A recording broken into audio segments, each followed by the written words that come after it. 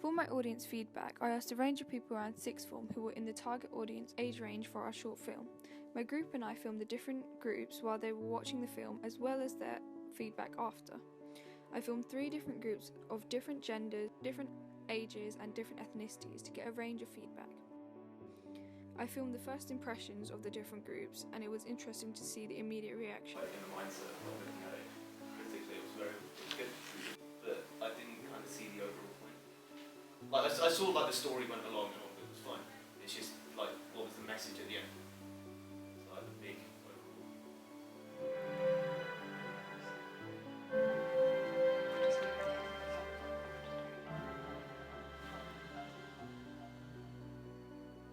I'm gonna cry.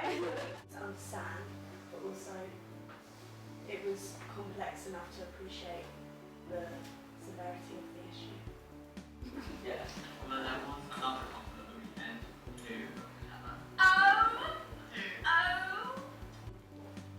Emotions were. Yeah, I think it worked emotionally well. It tugged on the heartstrings, had a clear message, and the voiceover definitely brings it all together.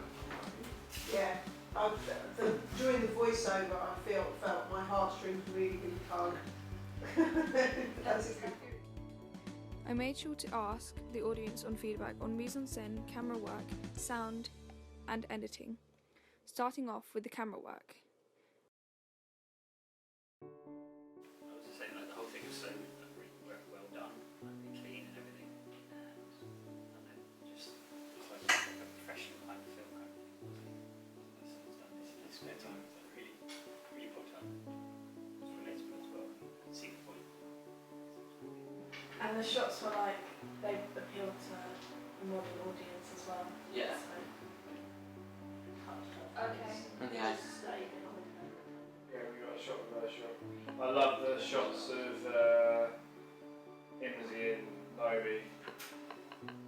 When she got the voiceover, you got a slight magic hour going on, and you didn't give away the faces, so you're only hinting to the audience that she might have a girlfriend. Obviously, already Daniel said to her. Yeah. So I think that's what The different types of shots in the short film were liked very much by the audience, and it was said that the spoken word sequence with shots of the main character, Zara, played by Imzi Khan Yusuf, with her girlfriend, Lucy, played by Naomi Bill, were emotionally effective and allowed the audience to make the link between Zara and Lucy. The extreme close-up shots were used to make the moments look more personal and secret to Zara. You can't feel Lucy's face, but know that she is a big character for Zara and her life. Personally, one of my favourite shots from the whole short film is from the montage sequence at the end while Zara is running away from home. The medium close-up from behind Zara's head while she is walking to the station.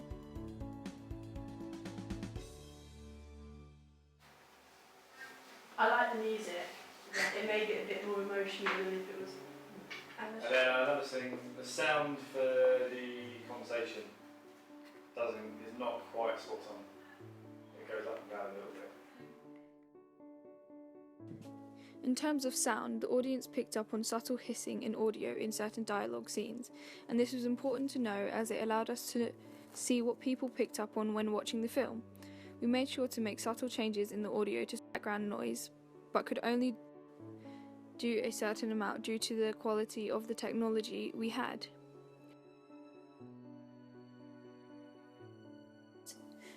It was commonly said that the spoken word was liked and worked emotionally when understanding the story. This use of non-diegetic sound was chosen very specifically and a lot of time was put into writing it, as it was such a big part of Zara's story and she talks about her feelings. In terms of music, it was also said to be emotionally effective, especially in the end montage scenes.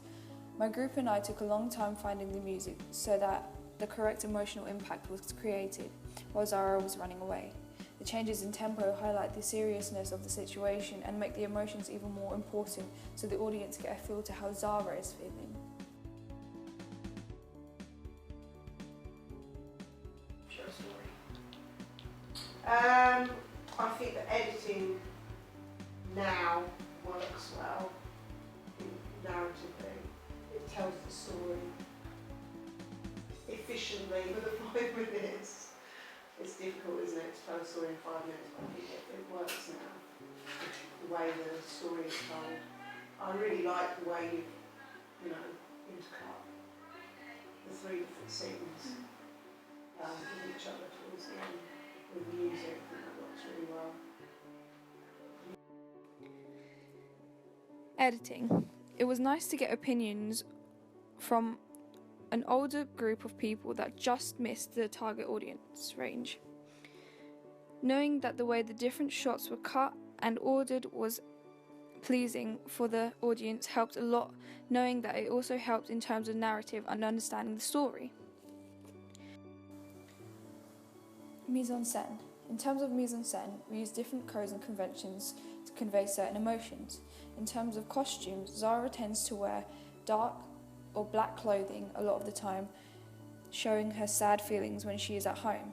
Even when she is at Pride, she chooses to wear dark clothing, but on her arrival wears a flower crown and ties a colourful flag around her shoulders. Home, a similar effect is used through the colour of certain shots. While at home, the shots are cold or white coloured, while at Pride, the shots are much warmer with yellow tones in them.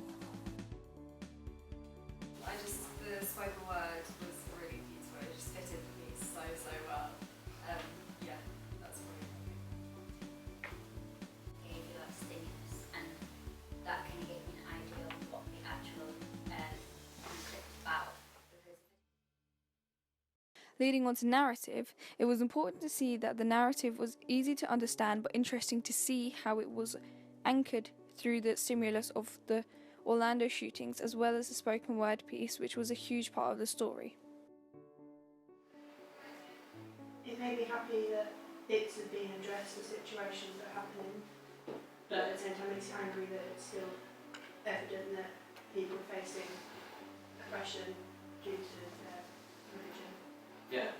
I think because, like, especially me, I don't come from a religious family, so I never really know behind the scenes of it, so I think it opened my eyes to what actually can happen to those who are a bit more religious. Representation. In terms of character development, through the representation we stereotypically showed the youth not liking the adults, or in this case, Zara having a bad parental relationship. However, it is important to know that the audience can't be sure that Zara's dad is just not nice or just doesn't like what Zara is doing that one time. It's really anchored to the audience that the dad is going through their stuff. There's quite a lot of shots, it's quite brief. I wouldn't say it's not necessarily massively obvious. It is, because there's that close-up. When she's on the bed, after he goes out of the room, it pans across, it tracks across to a close-up of the little box by the bedside, and that's the box he's going through. And then she's got it next to her as well when she's writing.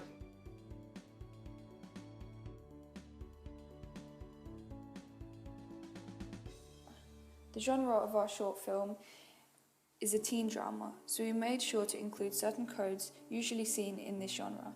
Zara is seen hanging around with her friends in a relaxed manner as well as at Pride. And we also show her not having the best relationship with her dad, which is also a stereotype of teenagers. However, we tried to keep away from the cringy teen drama codes seen in movies like Mean Girls, as our stimulus was based on something more serious, so instead looked at films like Me and Earl and the Dying Girl, about a girl who has cancer, or The Breakfast Club, which is based around a group of teenagers all having different problems, life problems at home. It was said that the narrative and stimulus was anchored by the spoken word, and the emotional impact on the audience worked well for the story. In the end, we wanted the audience to think about those affected by the Orlando shootings and about people around them who may be going through similar problems as Zara. We wanted to end the film on a climax so the audience can figure out for themselves if Zara was better off running away or if she has made her situation worse by doing so.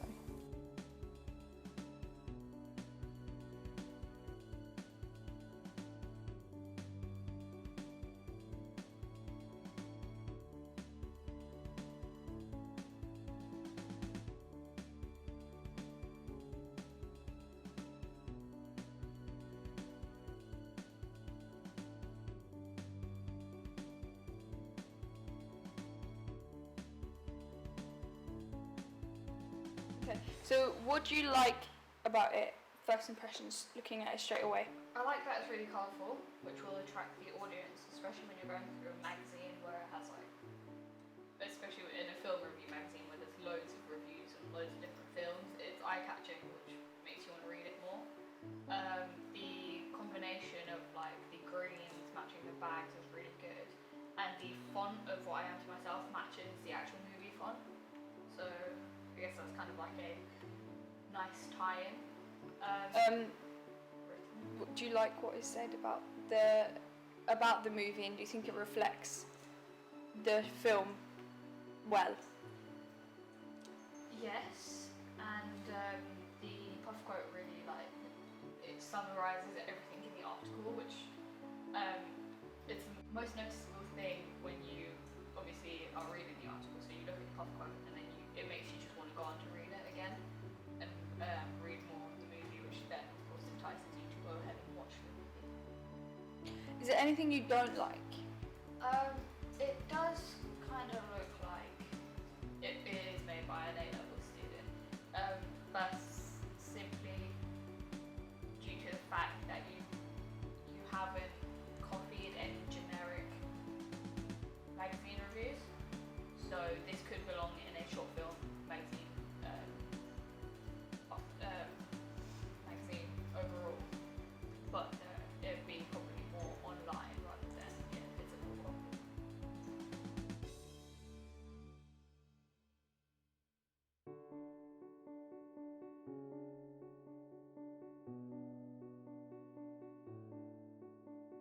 Okay, what are your first impressions looking at the poster for What I Am to Myself? It's really eye-catching and colourful, and you straight away know who the main character is going to be. And then, of course, the writing again is tied in with the actual film itself, and again with the magazine review. The awards just make you want it just straight away, without even reading it. It just shows that it's won awards, which makes you want to watch it more. Because obviously, who would want to watch a film that's won awards and not see why it's won those awards? Yeah. Do you think it, after watching the short film yourself, do you think it reflects the short film well and shows what it's about, but not giving too much away? It doesn't give much away at all, but initially if I'd just seen the poster without watching the film, I would have thought that this character here would be more part of the film than they are, although they are significant to the film and the narrative. And then the majority of the narrative is based around either the home life or when she's with her friends, so maybe a picture of her with her friends would be more fitting. Okay. Is there anything you don't like about the poster? I would say that the font takes up quite a lot of it. So I initially would see the picture, but then I'd be more distracted by the font and ignore the picture because there's so much of it. Do you not think that's needed in a poster when No, advertising a film? I feel as though it wouldn't be a poster promoting film when it initially came out. It'd be a poster promoting the film after it had been recognised